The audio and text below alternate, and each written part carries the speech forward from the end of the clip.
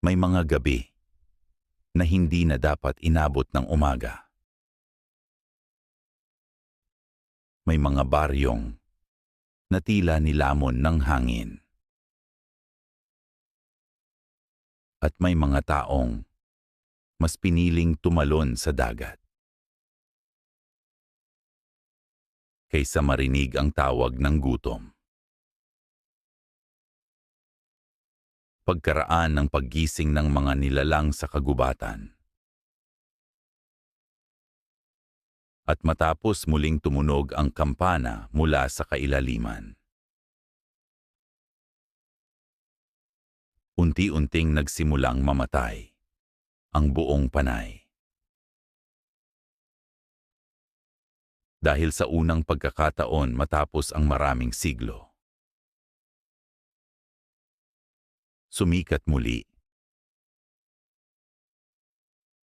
ang pulang buwan. Una itong napansin ng mga mangingisda. Habang papauwi sila isang gabi. Unti-unti nilang nakita na namumula ang buwan. Hindi ito karaniwang pula. Hindi kulay apoy. Hindi kulay dugo. Kundi mas madilim. Parang nabubulok na laman. At habang tumatagal, mas lumalaki ito sa langit. May ilang matatandang agad nagsara ng kanilang mga bintana. May ilang babaylan ang nagsimulang magsunog ng mga halamang gamot. At may ilan na agad nagsimulang umiyak. Dahil ayon sa pinakaunang alamat ng panay. Kapag muling sumikat ang pulang buwan, magsisimula ang unang dakilang gutom. Sa baryo ng Binukot. Unang nagsimula ang patayan. Tahimik ang gabi noon. Masyadong tahimik. Walang kuliglig. Walang aso. At kahit ang hangin, tila natakot gumalaw. Hanggang sa may narinig ang isang bata mula sa bubong. Mabagal na paggapang. Parang tuyong katawan na hinihila sa ibabaw ng kahoy. Kasunod nito ang tunog ng mahahabang kuko, dahan-dahang kumakayod sa bubungan. At pagkatapos noon, may unang sigaw na pumunit sa katahimikan ng gabi. Isa. Dalawa. Hanggang sa ang buong baryo napuno ng iyakan at takot. May mga nilalang na bumababa mula sa bubong. Mahahaba ang mga braso. Baluktot ang katawan. At mapupula ang mga mata sa ilalim ng pulang buwan. mga aswang. Ngunit hindi tulad ng mga kwentong alam ng tao. Mas malalaki sila. Mas mabilis. At tila gutom na gutom matapos ang mahabang pagkakatulog. Habang nilalamon ng kadiliman ang binukot, may ilang nakatakas papunta sa kagubatan. Kasama nila si Amaya. Isang batang babae na nawalan ng buong pamilya sa loob lamang ng isang gabi. Habang tumatakbo sila sa gitna ng ulan, patuloy nilang naririnig ang mga sigaw mula sa baryo. At sa tuwing lilingon sila, nakikita nila ang mga aninong gumagapang sa bubungan. Bilisan ninyo, takot na sigaw ng isang matanda. Ngunit habang papasok sila sa kagubatan, unti-unting may mga matang lumilitaw sa dilim. Daan-daan. Nakatingin lamang. At doon nila naunawaan na hindi lamang baryo ang pinasok ng gutom. Pati ang kagubatan ay matagal ng pag-aari nito. Sa gitna ng pagtakas, may isang matandang babaylan ang nagsimulang magsalita. Hindi pa ito ang tunay na paggising. Mahina, ngunit mabigat niyang bulong. Dumarating pa lamang ang anak ng gutom. Tahimik na nakinig ang mga nakaligtas. Dahil matagal nang nawawala sa mga alamat ang pangalang iyon. Ayon sa pinakaunang propesiya, bago pa raw magkaroon ng mga kaharian sa Visayas,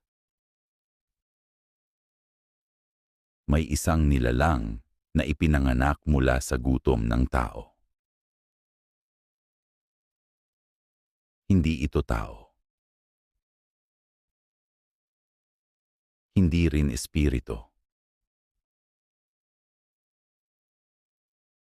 Kundi isang bagay na nabubuhay sa takot at laman.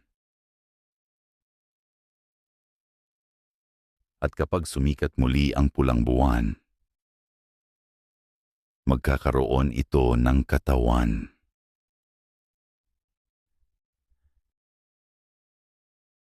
Habang tumatagal ang gabi, mas marami ang nagsimulang magbago. May mga taong nakagat ng mga aswang na unti-unting nawawalan ng ulirat. Namumula ang kanilang mga mata. Humahaba ang kanilang mga kuko. At nagsisimula silang matakam sa amoy ng dugo. Isang lalaki ang biglang napaluhod sa putikan. Habang nanginginig ang kaniyang katawan, unti-unting bumaluktot ang kaniyang mga buto. Okong, umiiyak niyang sigaw. ko maging halimaw. Hagulgol niyang dagdag pa. Ngunit makalipas lamang ang ilang sandali, tuluyan na siyang nagbago. At bago pa makatakbo ang iba, sinugod niya ang sarili niyang kapatid. Nagkagulo ang mga nakaligtas. May mga batang umiiyak. May mga matandang napapaluhod sa takot. At habang tumatakbo ang ilan palayo, mas lalo lamang silang napapalibutan ng dilim. Dahil hindi lamang isa ang nagsisimulang magbago. Sa ilalim ng pulang buwan, tila kumakalat ang sumpa sa bawat sugat. May isang babae ang biglang napasigaw, habang kinakamot ang sarili niyang balat. Parang may kung anong gumagapang sa ilalim nito. Hanggang sa biglang napunit ang kaniyang likod. At mula roon, unti-unting may mahahabang butong tumusok palabas. Napalayo ang lahat sa kaniya. Ngunit ang mas nakakatakot ay ang kaniyang mukha. Dahil kahit nangingilid ang luha sa kaniyang mga mata, unti-unti na rin siyang nakangiti. Parang may ibang bagay na kumokontrol sa kaniyang katawan. Gutom. Mahina niyang bulong. Gutom na gutom. Paulit-ulit niyang sambit. At isa-isa, nagsimula na ring magsalita ang iba. Parang iisang tinig lamang na lumalabas sa iba't ibang bibig. Pakainin ninyo kami. Mahina ngunit sabay-sabay nilang bulong. Sa gilid ng kagubatan, takot na pinagmamasdan ni Amaya ang lahat. Mahigpit niyang hawak ang maliit na anting-anting na ibinigay ng kaniyang ina bago ito namatay. At habang papalapit ang mga nagbabagong tao, napansin niya ang kakaiba sa kanilang mga mata. Hindi lamang iyon gutom. Parang may kung anong nakatingin mula sa loob nila. Parang may iisang nilalang na ginagamit ang kanilang mga katawan. Biglang nagsimulang umihip ang malamig na hangin. At kasabay noon, muli na namang tumunog ang kampana mula sa kailaliman. Dong. Dong. Dong. At sa bawat pagtunog nito, mas lalong bumabaluktot ang mga katawan ng nahawahan. May ilan na gumagapang na lamang sa lupa. May ilan na paakyat sa mga puno, na parang mga hayop. At may ilan na nagsimulang kainin maging ang sarili nilang laman. Napatakip ng bibig si Amaya. Dahil sa unang pagkakataon, naunawaan niya ang tunay na kinatatakutan ng mga matatanda. Na ang pagiging aswang ay hindi lamang sumpa ng katawan, kundi pagkabulok ng kaluluwa. At habang lumalakas ang sigawan sa kagubatan, unti-unting may isang napakalaking anino ang gumagalaw sa pagitan ng mga puno. Mas mataas ito kaysa tao. At bawat hakbang nito, tila nagpapatahimik sa lahat ng nagbagong nilalang. Parang may kinatatakutan silang higit pa sa gutom. Dahil may mas sinauna, mas mabangis, at mas malapit sa pinagmulan ng dilim. Napaparating mula sa kailaliman. Habang lumalalim ang kaguluhan sa panay. Habang isa-isang nilalamon ng dilim ang mga baryo sa ilalim ng pulang buwan. May isang matandang babaylan ang naglalakad mag-isa sa gitna ng kagubatan. Mabagal ang kaniyang mga hakbang. Halos hindi na siya makatayo sa katandaan. Ngunit sa bawat paglakad niya, tila sumasabay ang hangin sa kaniyang paghinga. Nakabalot sa lumang pulang tela ang kaniyang katawan. At sa kaniyang leeg, nakasabit ang mga buto ng mga unang babaylan ng panay. Siya si Dayang Lura.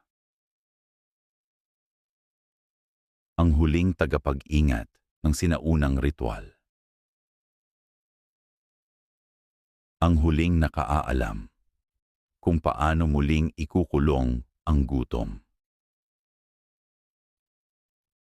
Ngunit matagal na niyang alam na balang araw, darating muli ang pulang buwan. At kapag nangyari iyon, may isang babaylan na kailangang mawala. Huminto siya sa harap ng isang napakalaking puno. Isang puno na sinasabing mas matanda pa sa unang kaharian sa Visayas. Puno iyon ng mga ukit. Mga simbolong hindi na nauunawaan ng tao. At habang hinahawakan niya ang balat ng puno, unti-unting nagsimulang bumulong ang kagubatan. SFX, Faint Whispering Voices. Isara mo na. Mahihinang bulong mula sa dilim. Bago pa siya tuluyang magising, malamig na dagdag pa ng mga tinig. Pumikit si Dayang Lura. At sa unang pagkakataon, matapos ang maraming taon, unti-unti siyang napaluha. Dahil naalala niya ang gabi ng unang dakilang gutom. Noon din bumagsak ang kaniyang baryo. Noon din niya nakita kung paano lamunin ng mga unang aswang ang sarili nilang pamilya. At noon din, nawala ang kaniyang anak. Hindi niya alam kung namatay ito o naging bahagi ng dilim. Kaya mula noon, isinumpa niyang hindi na muling mangyayari iyon. Ngunit habang nakatingin siya ngayon sa pulang buwan sa ibabaw ng kagubatan, unti-unti niyang nauunawaan na hindi sapat ang lakas ng tao upang pigilan ang gutom. Dahil ang gutom hindi lamang nanggagaling sa mga halimaw. Nanggagaling din ito sa puso ng tao. Sa galit. Sa inggit. Sa takot. At sa kagustuhang mabuhay kahit may kailangang kainin. Biglang lumakas ang hangin sa paligid. At sa pagitan ng mga puno, unti-unting may mga matang namula sa dilim. Mga aswang. Tahimik lamang silang nakatingin sa matandang babaylan. Parang naghihintay. Parang alam nilang siya ang huling hadlang bago tuluyang magising ang kailaliman. Ngunit hindi umatras si Dayang Lura. Dahan-dahan niyang inilabas ang isang maliit na sisidlang bato. Sa loob nito, may itim na abo. Abo ng mga sinaunang babaylan na unang nagselyo sa templo sa ilalim ng dagat. At habang hawak niya iyon, unti-unti siyang nagsimulang umawit sa lumang wika ng mga ninuno. Kasabay noon, nagsimulang manginig ang lupa. Humiyaw ang hangin.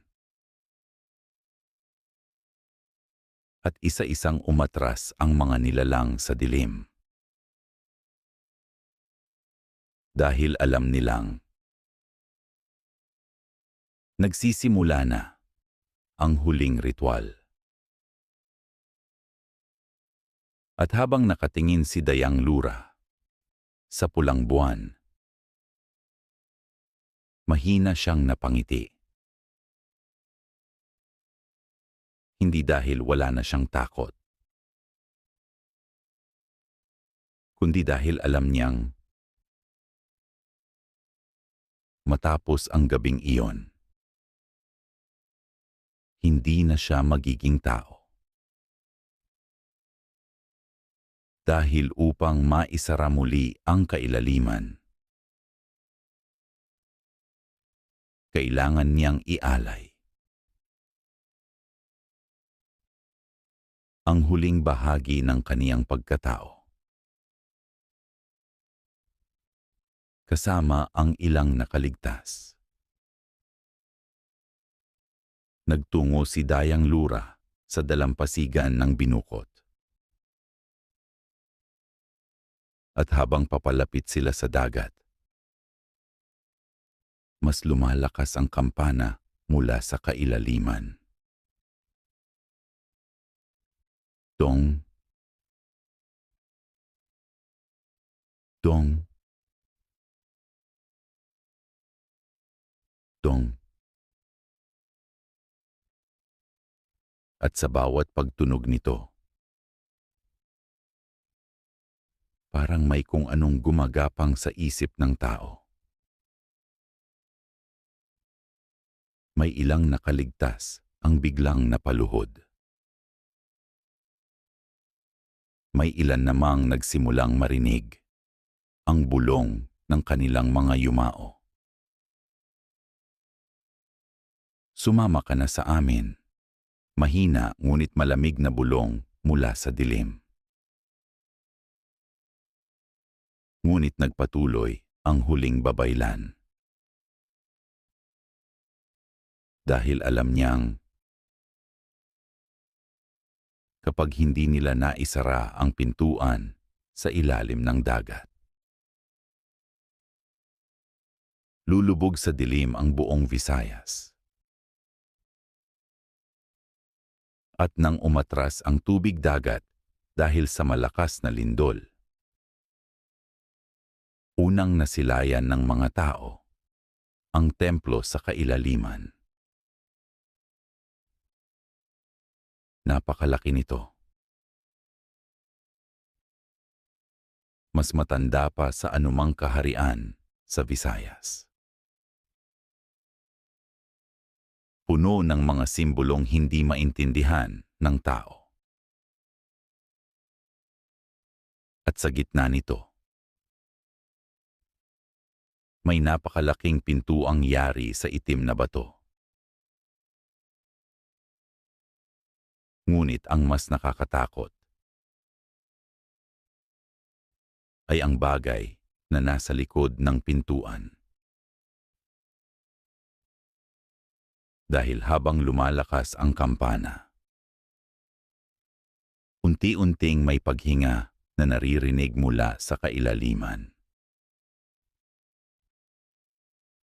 Mabagal. Malalim. At napakalakas.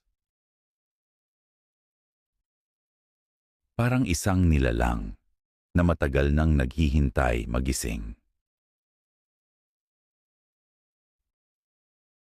Sa harap ng pintuan sa kailaliman, sinimulan ni Dayang Lura ang sinaunang ritual. Habang umaawit siya sa lumang wika, unti-unting nagliyab ang mga simbolong nakaukit sa templo. At kasabay noon, nagsimulang manginig ang dagat. Lumakas ang alon. Umingit ang hangin. At mula sa likod ng pintuan, may napakalaking mata ang unti-unting nagmulat. Napatigil ang lahat. Dahil sa unang pagkakataon, nakita nila ang anak ng gutom. Hindi ito ganap na tao. Hindi rin halimaw. Kundi isang napakalaking anyo na tila gawa sa anino at laman. At habang nakatingin ito sa mundo, unti-unting naglaho ang mga bituin sa langit. Habang papalapit ang nilalang mula sa kailaliman, unti-unting naunawaan ni Dayang Lura na hindi sapat ang ritual lamang. Kailangan ng kapalit. Isang buhay. Isang alaala. At isang kaluluwa. Kaya dahan-dahan siyang lumuhod sa harap ng templo. Atin itong isinilang mula sa gutom. Mahina ngunit malungkot niyang bulong. At ako ang huling maglilibing dito. Mabigat niyang dagdag pa. At habang lumalakas ang kampana, unti-unti niyang isinaksak ang matalim na butong hawak niya sa sariling dibdib. Kasabay noon, sumigaw ang nilalang mula sa kailaliman. Tunog iyon na hindi dapat marinig ng tao. At habang lumalakas ang sigaw, unti-unting nagsarang muli ang pintuan sa ilalim ng dagat. Kasabay ng paglubog ng templo, unti-unti ring nawawala ang katawan ni Dayang Lura. Ngunit bago siya tuluyang maglaho, may huli siyang sinabi. Habang may tao pa ring nagugutom, mahina ngunit mapait niyang bulong. Hindi kailanman tuluyang mamamatay ang dilim. Pagsapit ng umaga, wala na ang pulang buwan. Tahimik na muli ang dagat. At tila natapos na ang bangungot. Unti-unting bumalik ang mga nakaligtas sa kanilang baryo. Ngunit marami nang wala. Marami nang hindi kailanman nakita muli. At sa ilalim ng isang sirang bangka, may isang batang lalaki, ang dahan-dahang nagmulat ng mata. Maputla ang kaniyang balat. At sa ilalim ng kaniyang dila, may maliit na itim na simbolo. At habang unti-unti siyang ngumiti, mayroong mahinang tumutunog. Huni ng kampana mula sa kailaliman.